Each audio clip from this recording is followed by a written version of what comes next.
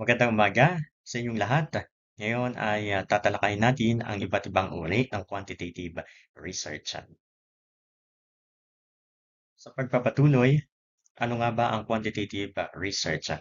Ang quantitative research ay ang sistematikong pagsisiyasat ng mga fenomena sa pamamagitan ng pangangalap ng mga datos na maaaring masukat at may sagawa gamit ang mga teknik na estatistika, matematika o computational.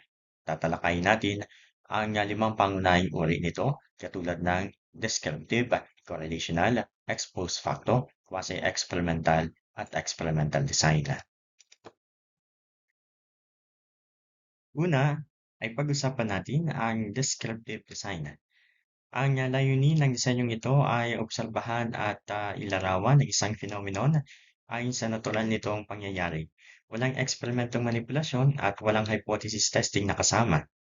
Para sa mga katangian, walang eksperimentong manipulasyon at walang hypothesis testing. Para naman sa pamamaraan ng pagkolekta ng datos sa kinakailangan ninyo ng pagmamasida at mga katanungang papel. Halimbawa, ang isang pag-aaral na sinusuri ang kaalaman at kumpiyansa ng mga nurse sa pag-aalaga ng mga pasyenteng nasa bingit ng kamatayan sa mga cancer centers na kung saan ang pag-aaral na ito naglalayong nga ilarawan ang kasalukuyang estado ng kaalaman at kumpiyansa ng mga nurse nang hindi sinusubukang baguhin ang anuman. Para sa iyong aktibidad sa klase, umisip ka o isipin ninyo ang inyong kapaligiran sa paaralan. Ano ang phenomena na maaaring ilarawan gamit ang isang descriptive design? Talakayin mo ito kasama ang iyong katabi sa loob ng ilang minuto. Susunod naman ay ang correlational design. Ano naman ang correlational design? Ang disenyo nito ay naglalayong tukuyin ang relasyon sa pagitan ng dalawang variable ang hindi ito pinapakialaman. Mahalagang tandaan ang disenyo nito ay hindi nagtatatag ng ugnayang sanhi at bunga. Para sa mga katangian, ang mga variable ay sinusukat, hindi pinapakialaman, wala ugnayang sanhi at bunga na itinatatagan. Pag naman sa pamamaraan ng pagkolekta ng datos, gumagamit tayo ng pagmamasida at mga katanungang papel. Halimbawa, isang pag-aaral na sinusuri ang kaugnayan sa pagitan ng kasiyahan ng customer at katapatan sa industriya ng telekomunikasyon. Tinitingnan ng pag-aaral na ito ang relasyon sa pagitan ng kasiyahan at katapatan nang hindi sinusubukang baguhin ang alinman sa mga ito. Para sa iyong aktibidad sa klase, mag-isip ka ng dalawang variable sa inyong pang-araw-araw na buhay na sa tingin mo ay maaari magkaugnay. Paano ninyo pag-aaralan ang kanilang relasyon at gamit ang isang correlational design? Ibahagi ang inyong mga ideya sa klase. Susunod ang expose factor design. Ito ay nagsisiyasat sa posibleng mga sanhi ng isang phenomenon na nangyari na. Ang disenyo nito ay hindi gumagamit ng eksperimentong manipulasyon. Sa halip, kinukumpara nito ang mga grupo batay sa mga umiiral na kondisyon. Para sa mga katangian, wala itong eksperimentong manipulasyon. Ang mga grupo ay kinukumpara batay sa umiiral na kondisyon. Para naman sa mga pamamaraan ng pagkolekta ng datos, gumagamit tayo ng mga katanungang papel. Halimbawa, isang pag-aaral ay kinukumpara ang mga personal, social, at akademikong variable na may kaugnayan sa pag-drop out at pagpupursige sa unibersidad ng mga estudyante.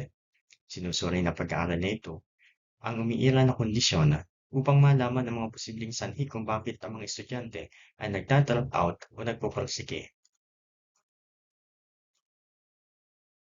Para naman sa gawain na sa klase, makakaisip ka kaya ng isang phenomenon na nangyari na paano mo kaya sisiyasatin ang mga sanhi nito gamit ang isang ex-post facto design.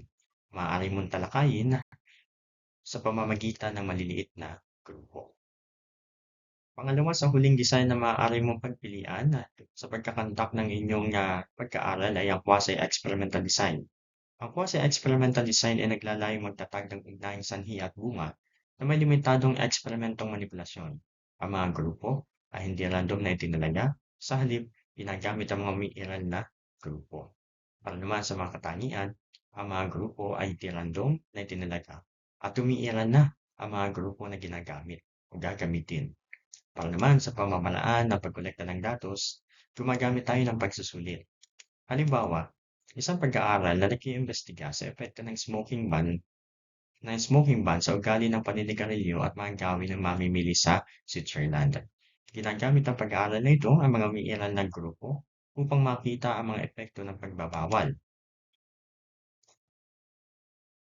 Sa wakas, kumpleto na ang limang limang quantitative research designs na pwede ninyong pagpilian. At ang panghuli ay ang experimental design. Ang disenyo nito ay naghahanap ng matatag na ugnayang sanhi at bunga sa pamamagitan ng pagmanipulate ng mga variable. Ang mga paksa ay random na itinalaga sa experimental at control groups. Para sa mga katangian, random na pagtatalaga ng mga paksa at kinokontrol na manipulasyon ng mga variable. Para naman sa pamamaraan ng pagkolekta ng datos, gumagamit tayo ng mga pagsusulit. Halimbawa, isang pag-aaral ay sinusuri ang epekto ng mobile technology sa mga gawis paglalakad ng mga estudyante sa kolehiyo. Ang pag-aaral na ito ay random na itinalaga ang mga kalahok at mga kalahok na gumagamit o hindi gumagamit ng mobile technology upang masukat ang epekto sa paglalakad.